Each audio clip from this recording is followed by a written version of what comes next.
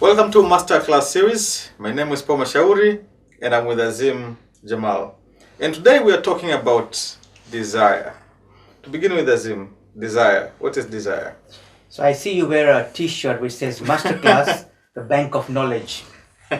How did it start? How are you now sitting with me and interviewing me? What was the first step? The desire. You had a desire. Yeah. You had a burning desire. Yeah. Because to come to where you are doesn't come quick fix. Okay. Yeah, so desire is something that you want. It's not wishful thinking. We're all familiar with the book by Napoleon Hill, Think and Grow Rich. Napoleon Hill was a journalist, and Andrew Carnegie once called him and gave him an assignment to study 500 successful people, and then write a book about success. And he called him, and Napoleon Hill was broke. He was a journalist, and he told him that he has to do this task if he wants to, and he won't be paid right away, but if he does this work, it will make him very successful and very rich. When he asked him the question, he put a stopwatch under his table without Napoleon Hill knowing, and he wanted to see how quickly he replies. If he was going to reply to him after 60 seconds, he wouldn't give him the assignment. But Napoleon Hill replied before 60 seconds and said he will take the job. Okay. Because the moral here was, can he make a decision? And can he make a decision quick? Otherwise, he's not really serious about the assignment. And he studied the first key message or chapter he wrote about was desire, the burning desire to something which makes things happen in life. And from your explanations, I'm getting something like desire now is different from dreaming, from wishful thinking. How different it is? Well, wishful thinking is that you want something, but there is no fire in your belly. There is no, it's not like it's a done deal. It's a must.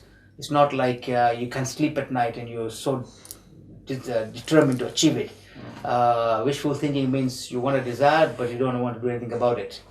Desire is packed with action. What are you going to give in return to get what you want? There's nothing like a free lunch, nothing for nothing. Everything you want has a price to pay. Has something you have to contribute to. You have to have something in service in return for what you desire. It has to have matched that equally so that you can achieve that success. It's like jumping off your cliff backwards. When I changed my career from accounting for business to accounting for life, I made up my mind that I'm jumping off the cliff backwards, which means there's no return. Even though my wife was much more smarter and she had, asked if we don't sell our accounting business, and in hindsight it was a good thing. But in my mind, I knew this is it. You had made a decision. Yeah, I'm going to go for it, right? It's like, the story of these soldiers going in a war or in a fight, and the leader decides to burn all the ships behind because he knew we only had 100 soldiers and the other guys had 1,000 soldiers, and we're not going to beat them easily. So he told his soldiers, look, the ships are all burned, so we got two choices. We die. If you want to be alive, you have to win this war. And they won the war because it was either win or perish. And when that is the situation, then it's do or die. I've got to make it, right? Now, Azim, so many people wish to be like you, to be like successful men and women, and they have dreams, they have ideas. There's no shortage of ideas. But why do some people can make it at the end with that burning desire? And why is it difficult for some people to achieve the same, despite the fact they have ideas, they want it, they dream it, they talk about it? So people have a wish to do something, but then their mind is scattered. One day this, one day that, one day something else. So it's not a specific, definite thing that they want to do. So the more specific you are, the more definite you are, number one. Number two is you have to have something that you want to give in return to achieve your success. So what will you do to pay back for what you want? And then an action plan. And every single day, every night, every morning, you read what you want, you feel what you want, you imagine what you want, you visualize what you want. And all these things make it a self-fulfilling prophecy because you walk it, you talk it, you breathe it, you sleep it, and you die it. And then people say in this particular book, Napoleon gives example of Barnes who wants to be a partner with Edison. And he doesn't want to work for him, but he wants to be a partner. It didn't come overnight. It took a few years before he met Edison and got a chance to talk to him.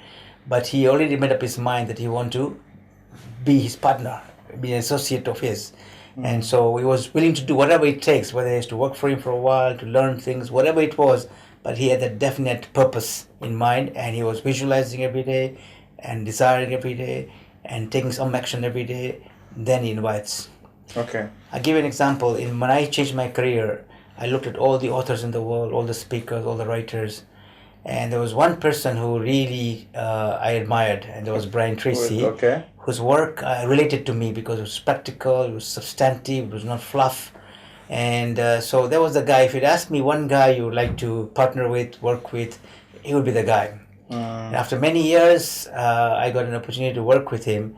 And not only did I get a chance to work with him, I spoke with him many times. We've now co-authored a book. Every year we're speaking several times across Africa. And every June is our time together for 2, 3, 4 weeks where we work together. So the point is that it didn't come overnight. There was a burning desire. There was a definite purpose. There was action every single day. And so when I met him, it's like deja vu. It's not like something new. And there was an attraction, an immediate attraction, immediate energy.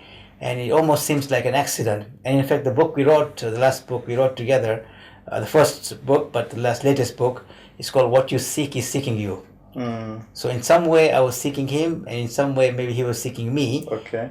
In terms of we're different. Like he's very corporate, very business-like, whereas with me I'm a much more spiritual. So I'm more beyond business and balance, or beyond balance and business, and he's business and business. That's very interesting, Azim. And there's so many people whom we know in history who had the burning desire to do things, and they did it. But after some times, the desire goes away, and they may not be able to do the same thing which they did before.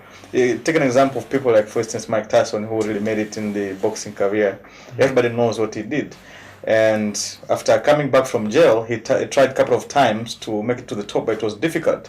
How is it explained in terms of desire?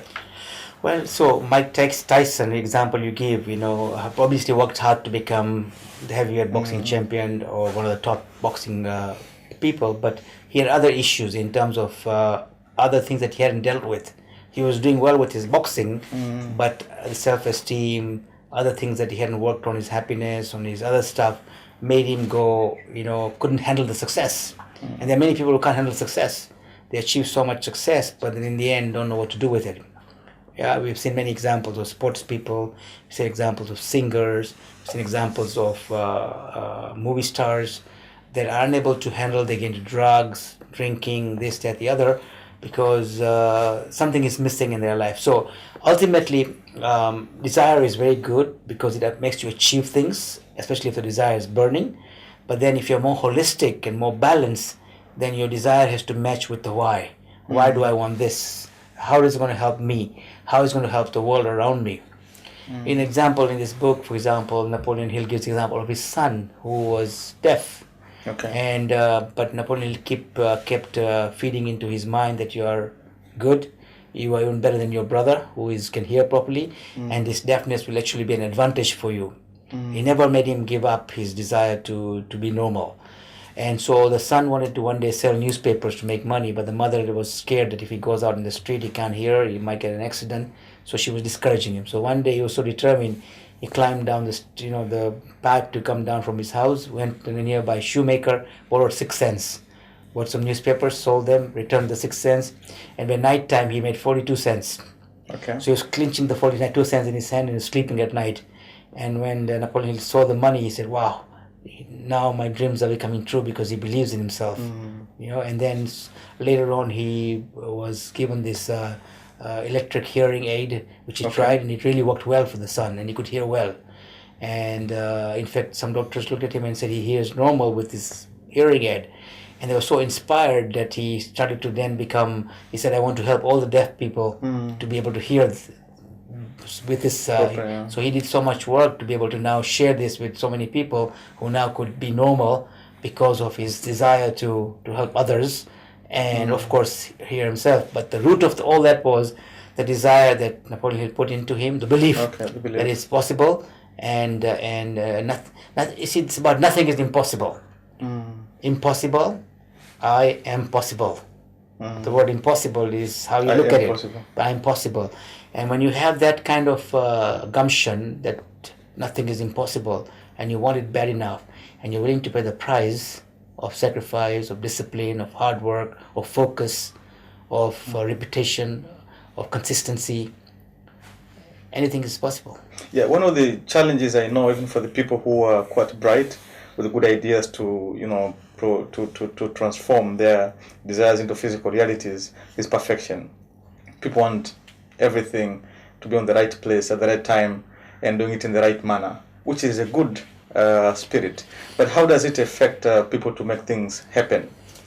Well, I think if you look at people like Steve Jobs and others who became very successful, they had an eye for almost perfection because they wanted to do everything a bit better, and not settle for second best. Because that what distinguishes you from the others. That whatever you do, you have work with pride, you work with passion, you work with excellence. So I think that's very important quality. However, if you become too perfect, you see, and timing is very important in business. Okay. If you want an idea and if you don't act on the idea and you wait forever, somebody else uses the idea and runs with it and gets a jump start, right? So I think it's more about a pursuit for excellence, a pursuit for passion, pursuit for pride instead of perfection. Because perfection means, it's almost godlike, it's almost not human. But excellence, passion, pride are all doable things, but also require you to be world class.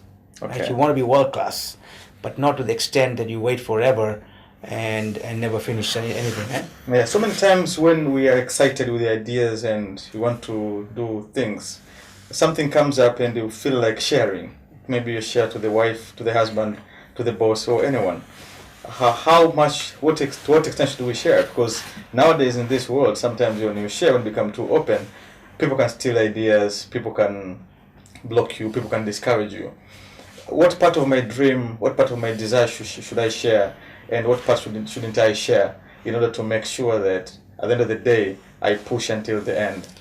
Yeah, so I think, you want to share with people who are motivating, who encourage you, who are positive. If you share with people who always put you down, discard your ideas, then of course you're not going to be as, it's going to affect your mood and your energy, right? That's number one. Number two is, ask yourself, why am I sharing? Is there a reason I'm sharing, or I'm just showing off, or what's the purpose? If you're sharing to get ideas, to brainstorm, to try out your ideas, to get feedback, it's different. So again, there should be purpose. Everything you do is by purpose, by design, not wishy-washy, not hairy-fairy, right? Okay. The other, you have spoken about sharing and the burning desire when you want something badly. But if it's business, at the end of the day, it's about commercializing it, making sure that at the end of the day it returns for you to continue with the business, which is also a challenge to many people. How do you know that this brilliant idea is also commercially viable? Because it's not necessarily that if it's a good idea, then it's commercially viable. How to identify a commercially viable idea, or how to commercialize your idea instead of keeping on, doing it without necessarily getting return out of it, which may not make it sustainable at the end of the day. So bottom line is, whatever your burning desire is, you got to quantify it.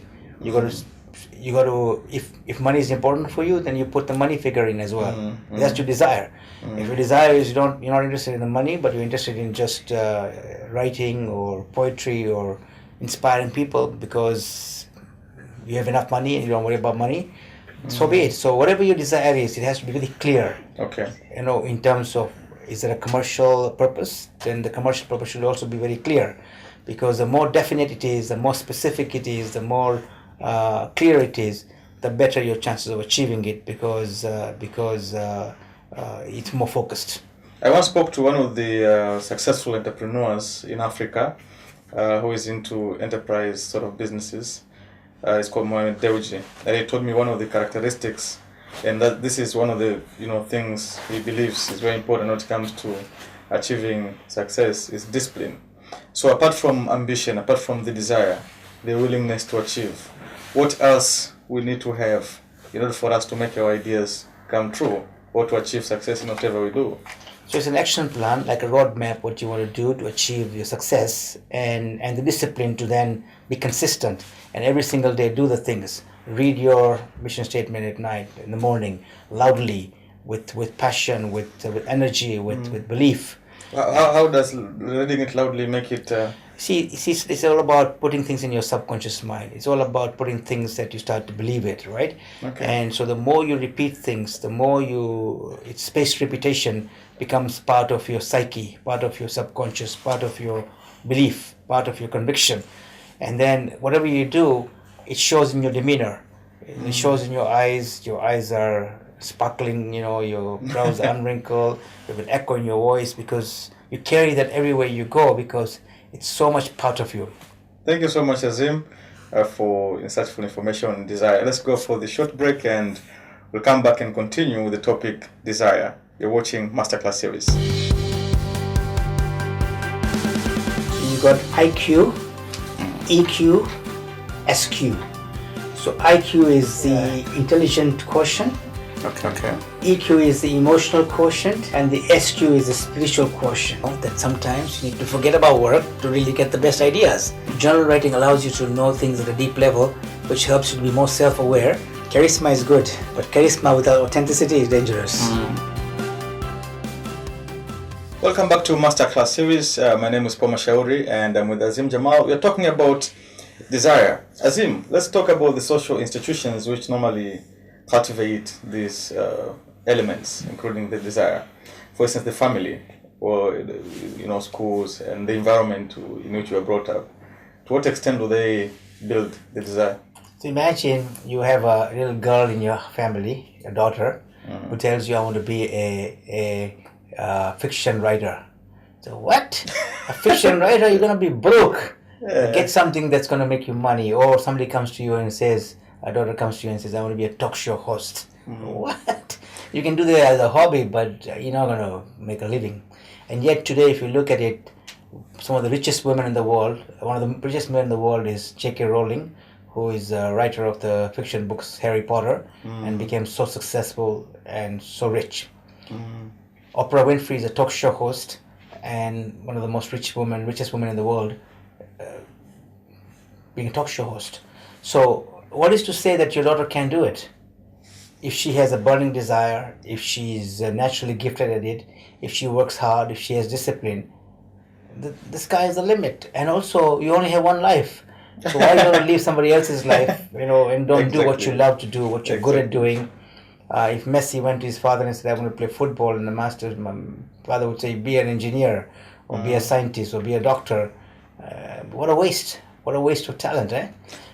So what if, for instance, I wanted to become a talk show host, or I wanted to become a novelist, or motivational speaker like Azim Jamal, or I wanted to become an accountant, and then I found myself maybe into engineering, and over time, I want to make a switch. I want to, live my desire. What should I do? Well, I mean, it happened to me. I was an accountant. I had 3 professional degrees. I spent 16, 20 years studying and practicing my craft as a financial expert. And then one day I changed. I changed because in my case, I was shaken by poverty. I saw people in really bad shape. I cried like a baby, and my soul was moved, and I wanted to help them. And I realized, I can only help them not by counting. I can help them by my message. And I realized that I am good at inspiring people. And if I followed my dream of being an inspirational speaker, an author who writes about giving, talks about giving, inspires people to give, we can help this kind of people. And I set a very high vision for myself that in 10 years I will write about giving. I will sell 5.7 million copies of my books. Why 5.7 million? Because when I changed my career, there were 5.7 billion people in the world, so I took a fraction. I said that, I will raise $40 million for charity. It may not come from my pocket, but I'll inspire every other person I meet to give. And this money will help people like this who are so shaken, so poor, so devastated. And then I said I will be on the top 10 inspirational speakers of the world. So when I speak, people will pay attention. Otherwise, why they want to listen to Azim? So that was my vision. And of course, there was a lot of struggle on the way. And but But the desire was there, and slowly but steadily, the desire started to unfold, and you notice things to happen. And if you told me 18 years ago where I would be, where I am now, I would have taken it hands down, because it's almost impossible to go from where I was, to start off from nothing, have no idea, no concept, accountant for 20 years, knowing numbers, and then to write books. It was just not doable. And so the saying, it takes 20 years to become an overnight success, is actually very true. Now, I'm impressed by the struggle, and there's where most of us get lost in the process. When you have the desire, you work in the morning, you start working on it, year one, year two. But along the way, one or another, you lose focus, and you start like questioning yourself whether you're on the right track or not. How do you persist? How can we, get organized, focused, and keep on dreaming and doing it until it happens? So this is where the burning desire comes, right? How much of the desire is strong? And this is where the universe tests you and say, are you really serious, or you just want to? It's wishful thinking. Napoleon Hill says about wishful thinking. It's not a real wanting. It's not really. And also, you got to pay a price. You cannot expect to achieve all this great success of being the top 10 in the world and selling 5.7 million copies of the books, and raising $40 million and all this stuff. It's not a quick fix. It requires something to give back to get it. So it requires. In 1 year, I spoke 185 times. When I say speak, I was speaking like one day in Paris, one day in Dallas, one day in Australia, one day wherever, and I didn't make a penny. The next year, I spoke 186, 187 times in a year. Every second day, I'm speaking. I didn't make a penny. My first book took me almost 10,000 hours to write. I couldn't put a book in the bookstore. So all this was happening. But if you had seen me even then, I was on fire. I was passionate. Like nothing fazed me. Until what fazed me was one day when I went to check my book out in the bookstore. My first book, 7 Steps to Lasting Happiness. My dream is to be one of the top authors in the world, and I go in the bookstore, tiptoeing in the bookstore, and now there's 10,000 books. Where do I find my book? So you kind of go and ask the teller, you have my book? Like they say, which author is asking for his own book? So I tiptoe and I go in the computer. So I put in the computer 7, because my first book was called 7 Steps to Lasting Happiness. The computer blurts out there are 70 books on 7. So I go through each one, up and down, down and up, sideways, this way. I can't find my book. So then I put happiness, because my book is about happiness. So computer says there are 70 books on happiness. So I go up and down and up, sideways, this way. I can't find my book. And what kind of bookstore is this? Then I put my name, Azim, A-Z-I-M, by Jamal, J-A-M-A. But I don't put L. Anybody watching? Nobody watching, because I don't want people to see I'm putting my own name. So I put L. And the computer blurts out, author. I said, yes, yes, finally something. Author, unknown. I was depressed, man. I said, man, I gave every inch, every ounce, every passion. I gave everything I had. I can't even put a book in the bookstore. How am I going to help the poor people? I can't even help myself. So I was depressed. So I walked away from the bookstore, from the computer. As I'm walking away, there's one small book staring at me. I say, what's your problem? Why are you staring at me? And I'm walking away, and the book is like a light, like a beacon. I said, why are you staring at me? Do you know I've been reading 2 books a week on average, and the last thing I'll do is read another book. Forget it. So I'm walking away, and the book is like following me, and I'm saying, why am I talking to you? Only a book. Forget it. So I come to the door of the bookstore. In Chapters, there's a bookstore called Chapters. So I have 3 choices. I go to my car, I go to the bathroom, or I go to the book. And as my late colleague and friend, Dr. Stephen Covey, would say, it's called a moment of integrity. In that moment of integrity, when I was standing at the doorstep, depressed because I have really lost, I've given everything I had, all my money, all my energy, all my passion, and I've betrayed myself, I've betrayed my family who are relying on me to do well, and I've betrayed the people who I wanted to serve, and I'm now a lost case, and I'm giving up. And in that moment of integrity, I have 3 choices: to go to the car, the bathroom, or the book. And something tells me to go to the book, but I decided I'm not going to read the whole book. I will just read the introduction. So I go to this small book and read the introduction. And there's a story of a guy who goes to Second World War. And he comes back from Second World War and selling life insurance. Now, after Second World War, nobody's buying life insurance because nobody's dying. So he's going broke. So his wife ditches him, his kid ditches him. So now he's alone. He keeps getting drunk every day. His life is a mess. And one day he only had $30 left in his pocket. He was working in the month of November in the cold weather in Cleveland, USA. And he's walking drunk with $30 left in his pocket. He's lost his family, he has nothing left. Life is a mess, and he comes across a pawn shop. In the pawn shop, there's a gun being sold for $29. He says, I buy the gun, $29. I buy a bullet for a buck, and I kill myself, and that's it. So easy. But he writes that he was so drunk, he didn't have the spine to go in the store, wait in the lineup, buy the gun, buy the bullet, put the bullet in the gun, find a place to kill himself. It's too much work. He was drunk, so he kept walking. And he kept walking, he came across the library. It was very cold outside, so he went inside the library, nobody stopped him. Inside the library it was nice and warm, so he wandered in the library and looked at all the books there and came to a section on self-help motivation. Picked up a book, he read the book and he liked the book. He was like trying to look for himself. So next day he went again to the library and he kept going back until one day he came across a book by W. Clement Stone and Napoleon Hill. Talk about Napoleon Hill. When you grow rich? No, it was another book. It was called Success Through Positive Mental Attitudes. Okay. And he loved the book. So he said, I want to meet the authors. And he finds out that W. Clement Stone was a president of a corporation and had many branches in every city, almost many cities. So he went to apply for one of the branches in one of the cities where he was staying in selling. So he was selling, and then he got a job, and then after a while he saw an ad. The editor of the company is retiring, and there was an opening. And he said, if I want to meet W. Clement Stone, this is my best chance to, if I can become an editor, I can meet him. And so he applies for the job, and because he's been reading so many books now and he's so inspired and so uplifted, he convinced the guy to give him a job as an editor. So he becomes an editor. And after some time, he writes his first book. Now, how many books will this guy sell? Look at me, I've traveled the world. I spoke 185 times, 186 times in 1 year. I was an accountant, I had a good network. I can't put a book in the bookstore. How many books will this guy sell? One to himself, one to his cousin, one to the library. Have a guess. He ended up, and when I wrote that book at that time, he had sold 36 million copies. 36 million. Wow. Today he has sold 50 million. Wow. And he wrote more than 20 books in 20 different languages. Who are they?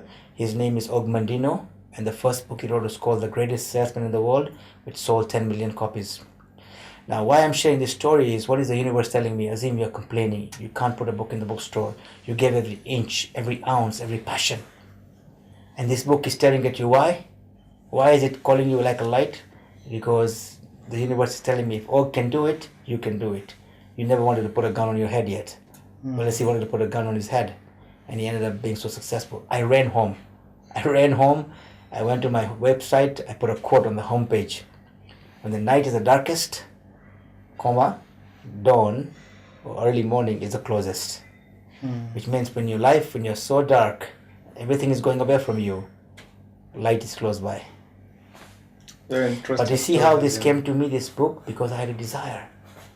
I was being tested and tested and tested and tested and more tested. And when I was giving up, only when I was giving up, the sign came to me, don't give up, you're close. There's so many people giving up right now. As you're talking, I'm sure it's touching people. And it happens in our life every day. And one of the very big challenge which comes on the way when you are in such a situation at the crossroad is whether you change a sense of direction or you persevere. I want to know, how far should we persevere when you face what you've been facing? And when should we make a decision that, okay, I may not necessarily abandon my vision, but I need to change my direction? It's a good question. So the short answer is, you never stop. Short answer.